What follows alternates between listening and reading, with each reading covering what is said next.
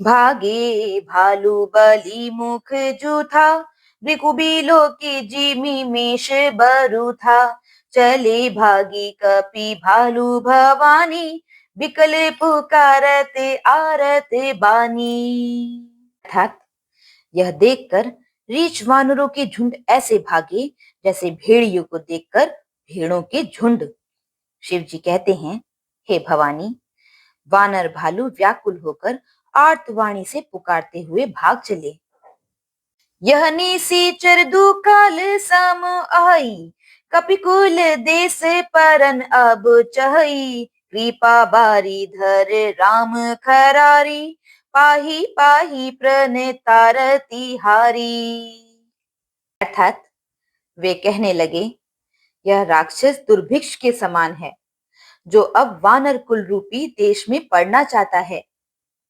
हे कृपा रूपी जल के धारण करने वाले मेघ रूप श्री राम, हे खर के शत्रु, हे शरणागत के दुख हरने वाले, रक्षा कीजिए, रक्षा कीजिए।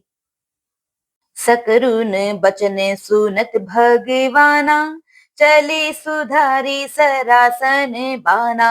राम सेन निजे पाछे घाले, चले सकोप महाबलशाली। अर्थात करुणा भरे वचन सुनते ही भगवान धनुष बाण सुधार कर चले।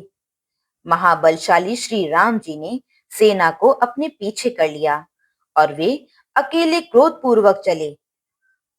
खेची धनुष सर सत संधाने, छूटे तीर शरीर समाने। लागत सरधावारी से भरा, कुधर डग मगत डोलती धरा। अर्थात उन्होंने धनुष को खींचकर 100 बाण संधान किए। बाण छूटे और उसके शरीर में समा गए। बाण के लगते ही वह क्रोध में भरकर दौड़ा। उसके दौड़ने से पर्वत डगमगाने लगे और पृथ्वी हिलने लगी। लीन एक तेहि सैले उपाटी, रघुकुल तिलक भुजा सोई काटी। धावा बाम बाहु गिरिधारी, प्रभु सो भुजा काटी मही पारी। अर्थात उसने एक पर्वत उखाड़ लिया।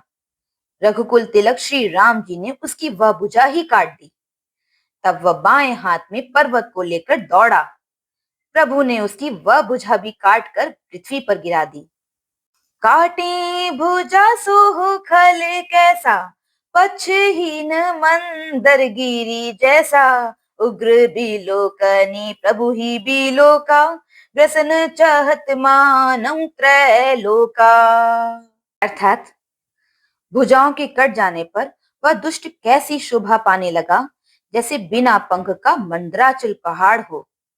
उसने उग्र दृष्टि से प्रभु को देखा, मानो तीनों लोकों को निगल जाना चाहता हो।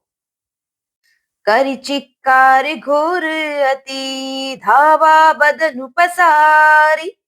गगन सिद्ध सुर त्रासित, हा हा हेति पुकारी, हा हा हेति पुकारी। अर्थात वह बड़े जोर से चिंगाड़ करके मुंह फैलाकर दौड़ा। आकाश में सिद्ध और देवता डरकर हा हा हा इस प्रकार पुकारने लगे। बोलो सियावर रामचंद्र जी की जय।